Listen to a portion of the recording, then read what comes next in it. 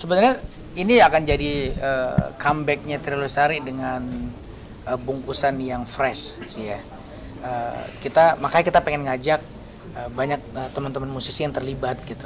Nah, konsepnya memang Trio Lestari akan perform dengan tamu-tamu istimewa. Gitu. Jadi bukan pengganti Glenn. Gitu. Kalau nyari pengganti Glenn tuh susah, nyari pengganti Sandi gampang. Gak ada orang, nggak ada orangnya. Karena nggak ada orang. Sandi nggak ada orangnya. Kalau yang satu orangnya udah di surga bro. Susah dia. Nariknya susah. Ya? Nariknya susah. Jadi itu kenapa first time ini kita pengen ngajak teman saya yang sangat spesial ini, David. Gitu. Terima kasih atas. Kenapa David? Nah, tanggal 22 terjawab deh. Sesungguhnya gini, dari zaman kita masih sama Glenn masih hidup ya. Dari zaman Glenn masih ada, itu kita udah lama banget pengen ngajak lo sebenarnya. Oh, iya. Serius. Jadi cuma kan nggak bisa karena lo belum bubar kan? Iya juga. Dan masih padat banget jadwalnya. Iya karena belum bubar kerjaan banyak. Iya. Bukan berarti gitu. sekarang bubar. Dulu sempat kepikiran juga. Serius dari dulu tuh pengen banget ada featuring lah Trio Lestari bareng gue gitu. Lo, nah Kakak, Sleng, ada beberapa nama yang kita pengen gitu ya. Nah, terus sekarang sejak pandemi udah beres, kita udah boleh perform lagi, kita lahirin, kita jadiin gitu. Kalau sama dia apa ya? Gue nyambung aja.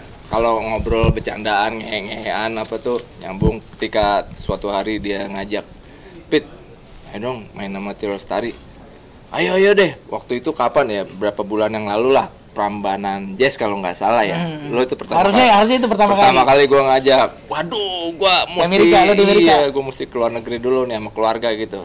Next time deh. Akhirnya baru sekarang nih kejadian nih buat tanggal 22 ini. Oke sih katanya Tompi, gue mau lah. Yang bikin gue mau ya, gue udah berteman lama dengan mereka dan karya-karyanya juga nyambung sama gue. Dan suatu hal yang baru juga buat gue kayak gini. Nyoba sesuatu yang belum pernah gue jalanin gitu aja sih gitu. Trio Lestari itu konsepnya bukan cuma bermusik sih, bukan cuma bernyanyi di atas panggung. Jadi memang sejak awal Glenn mengembangkan konsep Trio Lestari itu kita akan ngobrol, kita banyak isu-isu sekitar yang harus menjadi tunggangan buat informatifnya.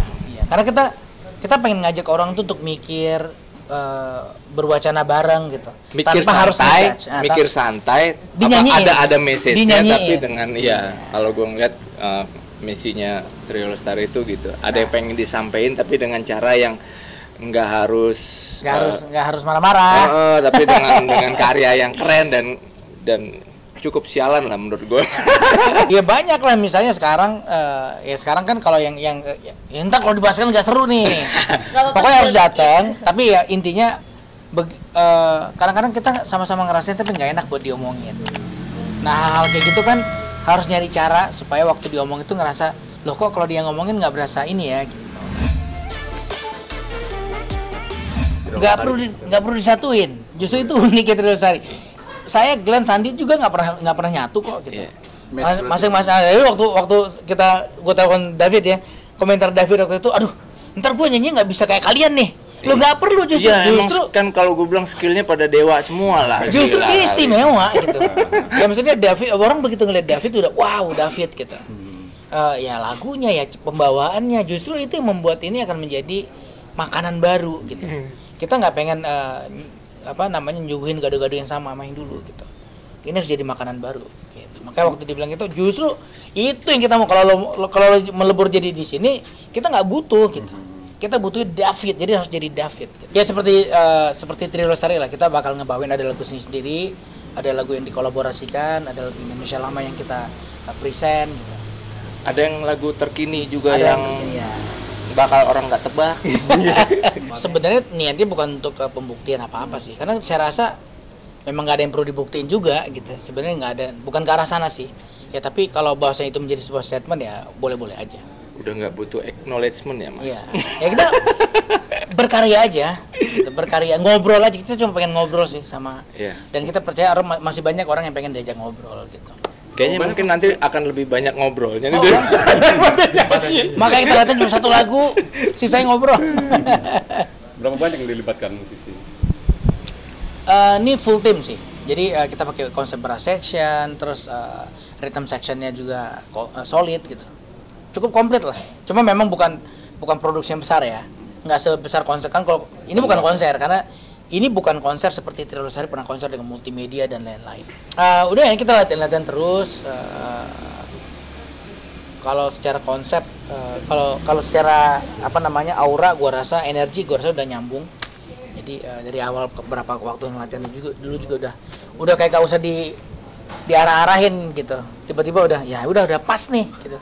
Emang udah nyampur aja. Indonesia kan kaya dengan banyak musisi-musisi yang gokil sih ya. Jadi kita pengen gilir aja sih. Ya tentu banyak karakternya, kita pengen ajak kolaborasi, kita pengen ajak.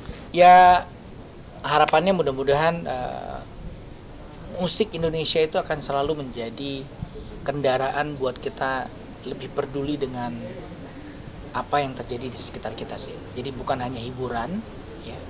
Bermusik itu harusnya menjadi sebuah dialog sih. Dengan tetap saling hormatin, nggak saling menindas, nggak perlu mencaci maki. Perubahan itu harus dimulai, tapi tidak harus dengan cara tembak-tembakan. Kalau Trio Lestari itu memang inisiasinya memang saya yang bergerak awal, tapi pengembangan konsep itu Glenn. Jadi kita harus ngapain nih, kita mau ngapain nih, kita begini ya, itu Glenn. Nah sekarang kita tinggal terusin aja. Ketika konseptornya sekarang udah nggak ada? Kenapa? Ketika konseptornya itu sekarang udah nggak ada? Nyawanya kan masih ada. Gitu, badannya mungkin udah nggak ada di sini, tapi nyawanya masih ada. Itu kenapa? Dan karyanya masih ada. Itu kenapa di poster Trio Lestari Glenn itu tetap ada. Ya. Walaupun berupa bayangan hitam, tapi ada. Gitu. Itu buat statement bahwasanya he is Unrepressible. Unrepressible. Dia nggak ada aja itu udah ngagetin sih. Ya kita tuh nggak tahu, saya pribadi, saya Glenn, saya Sandi, saya saat dari manajemen itu butuh waktu cukup lama, bahkan sampai sekarang masih ngerasa ini kayaknya hoax deh. Dia masih ada nih, cuma ya rasanya kayak gitu tuh. Jadi emang kayak apa ya, kayak belum ikhlas aja gitu. Jadi nggak tahu rasa itu, karena saya percaya waktu mungkin akan nyembuhin ya, tapi it takes time, really long time. Gue waktu kalau gue lumayan lama ya, kayak kalau Tompi mungkin sampai sekarang. Kalau gue aneh banget sih kehilangan seseorang yang bisa sampai lama berdukanya gitu. Waktu kehilangan Glenn Bradley, karena ya banyak, kalau ikatannya bukan cuma teman, kita ada heart gitu, ikatannya tuh hati gitu. Jadi itu yang bikin kita kayak kehilangan gitu. Gue pribadi sih gitu kehilangan banget sih waktu itu. Karena emang sampai terakhir aja gue kan juga bikin di M-Block tuh bareng Glenn, bareng Tompi, aku bikin store, Glenn bikin kafenya Lestari Restos itu dari awal bangun, dari scratch lah, bareng Glenn mulu gitu. Dan sering di panggung juga sering bareng, dan Glenn juga sering nyanyiin lagu kita juga, lagu band Naif dulu. Udah lama lah, ini sama Glenn tuh bukan hubungan sesaat doang lah, udah lama gue. Jadi lumayan kehilangan banget waktu momen itu. Oh iya banget. Gue terakhir masih gue simpen itu chatnya gue sama dia yang, bro, gue kayaknya kita mesti bikin, gue ngimpi gitu nyanyi bareng sama dia, pengen rekaman satu lagu nih, kita harus rekaman ya. Ayolah gitu, intinya udah sepakat untuk kita rekaman mau bikin lagu bareng berdua. Ya itu yang belum kejadian. Ada masih gue simpen chatnya, pokoknya nggak lama lah. Aduh, gue jadi merinding. Kenangan ya. Ya itu yang paling. Jadi untuk kawan-kawan di sono, kalau ada musisi yang manggung, sempetin lah. Kita nggak pernah tahu kapan tiba-tiba hilang tuh musisi. Bener. Iya. Sempetin lah lo. Love, kalau dia orangnya sangat love, very love, cinta ya ya love. Kalau gue ketemu dia tuh udah love aja lah. Lo tuh bisa nggak ketemu dia lama, tapi begitu ketemu kayak baru ketemu kemarin gitu ya. Iya. Gitu ya, kayak hangat ya. It's very lovely, man.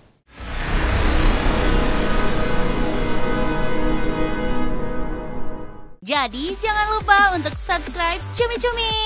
Ditekan ya tombol lonceng merahnya.